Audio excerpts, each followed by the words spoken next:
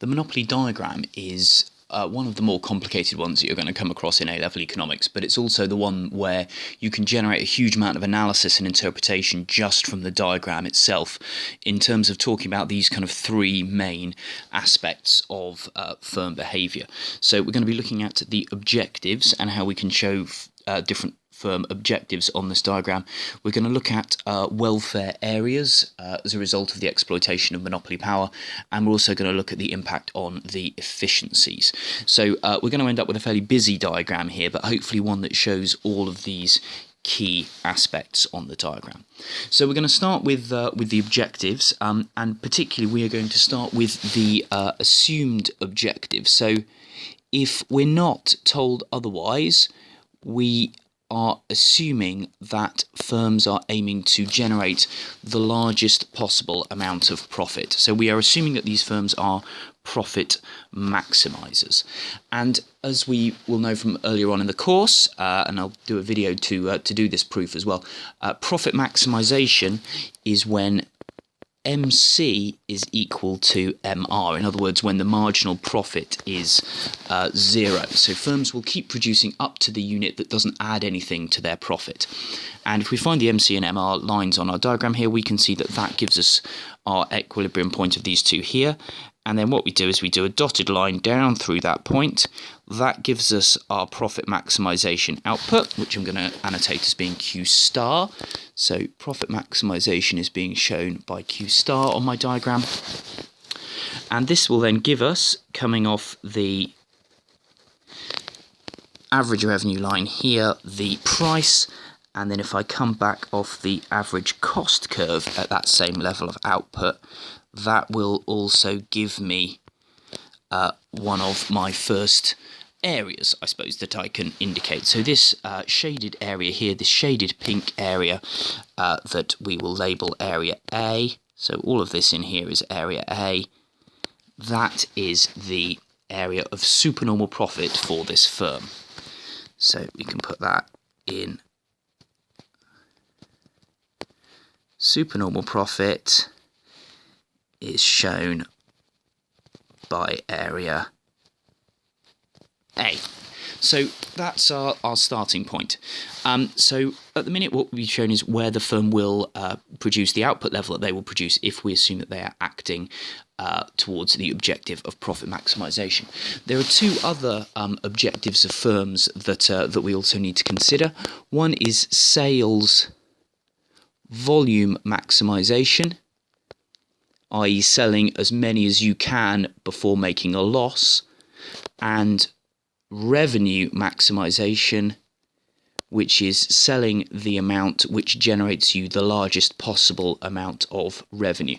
Now, sales volume maximization is as many as we can sell before we make a loss. So what that means is up to the point where average costs and average revenue are equal. When average costs and average revenue are equal, that is what we call our point of break even. We are covering all of our costs, and that is the point at which we will cease output.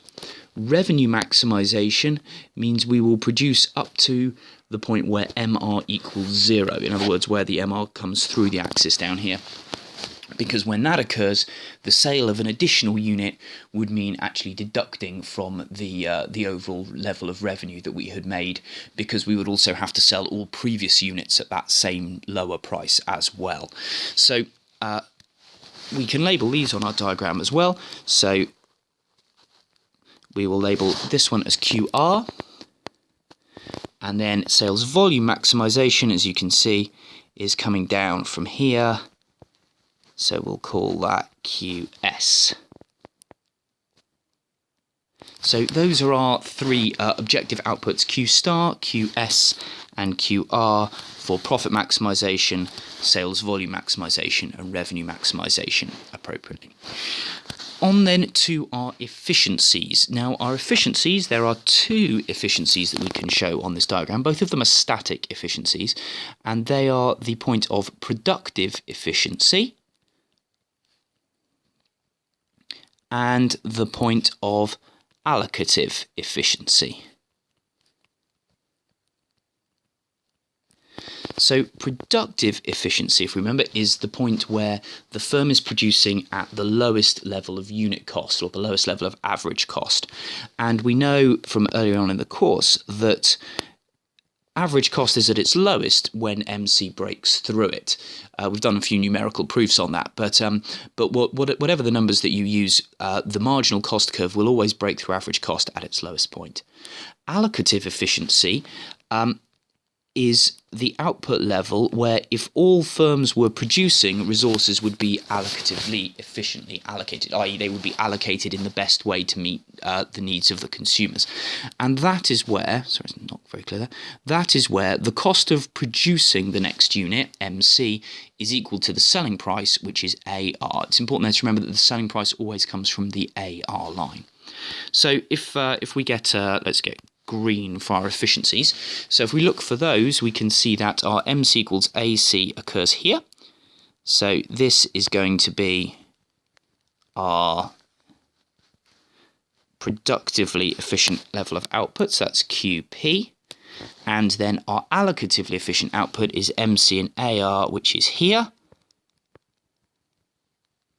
I can just about squeeze that one in there. So that's allocative efficiency there, that's QA. So at this point then, we've got all of the kind of the static diagram, the static points on this diagram are now being demonstrated. So we've got our three objective points, which are the three kind of the pink, the points allocated in pink. This is the third one just here. And we've got our two efficiency points, which are the two marked in green. We've also marked on our diagram the first of our areas, which is the supernormal profit area, which is shown highlighted in the pink there. But to do a little bit more detailed analysis here, we want to think about what the outcome would be if the market were competitive, because really we want to compare our monopoly to the competitive market.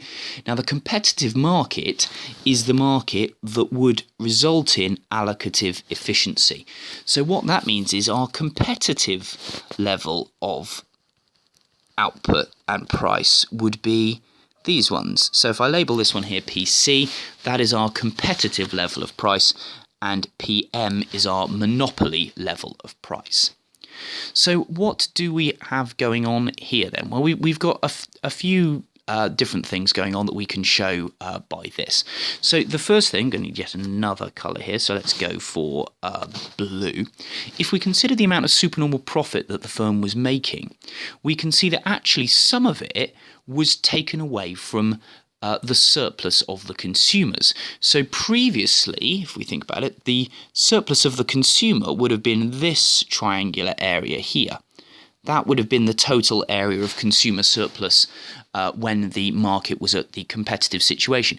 But that's not the level of surplus now for the consumers. The area of consumer surplus has shrunk. So we'll just get rid of that. The area of consumer surplus is now this smaller triangle on the top, because they are paying the higher price which is being charged by the monopolist. So this is the area of consumer surplus which exists even under the monopoly situation. So even though there is a higher price, there is still an area of consumer surplus. But then we've got this bit of the supernormal profit, this area in here, this rectangle. And you can see that this originally was part of the consumer surplus area, but is now not. In fact, that area has now been taken by the firm. So if we just go back, actually, that our consumer surplus is the area which is shaded blue. The area which is red was consumer surplus, but it has now become producer surplus. So the producers have taken that area, that red shaded area there, that has been, the term is appropriated by the monopolist. So that rectangular area, that is the surplus which is taken by the firms. Now, one of the other big problems that we have here is if we think about the level of output, the amount of the good which is actually bought and sold, Under a competitive market, it would have been QA, here the allocatively efficient quantity. Under the monopolist, though, it's only Q star. So between these two, we have sales which would have taken place in a competitive market, but now don't. And this leads to one of the very important areas on this diagram, which is the area of deadweight loss. Now, deadweight loss is an area of welfare loss, but it's a particular area because it's the area of welfare which is lost as a result of sales just not happening. So there's nothing that can be done. Once this has happened, there is nothing that can be done to get that welfare back. It is simply lost, and on that basis, it's a very serious form of inefficiency. So if we take another colour, I'm running out of colours here that I can use.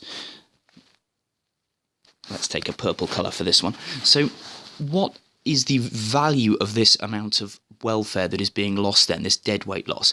Well, it's the sales which don't occur. So we know it's going to be represented by the distance between Q star and QA. And it's also the distance between the lines which corresponds to allocative efficiency, that being the MC and the AR curve. So the amount of deadweight loss is shown by this triangle in here. So this triangle represents the area of welfare loss, which is the benefit. As you can see, some of it is lost from the producers as well, but this is the benefit which is lost by society in general, so consumers and firms together, as a result of the monopolist functioning within this market. So there's a huge amount that you can get out of this diagram in terms of understanding the impact of the monopolist on the various different actors within this little situation. So just a reminder, and the assumption is that we are talking about profit maximization. So unless you were told otherwise or you're analysing something else, you would draw this with profit maximization. Assuming we are profit maximizing, then we will not be productively or allocatively efficient. So we will not meet these criteria in a monopoly situation. We will see a reduced area of consumer surplus down to the blue area because the red shaded area is transferred to the producer, and we will see deadweight loss, which is represented by the shaded purple area in the middle of the diagram. So lots going on there, but hopefully that video just goes through each of the different things that you can show and where they are on a monopoly diagram.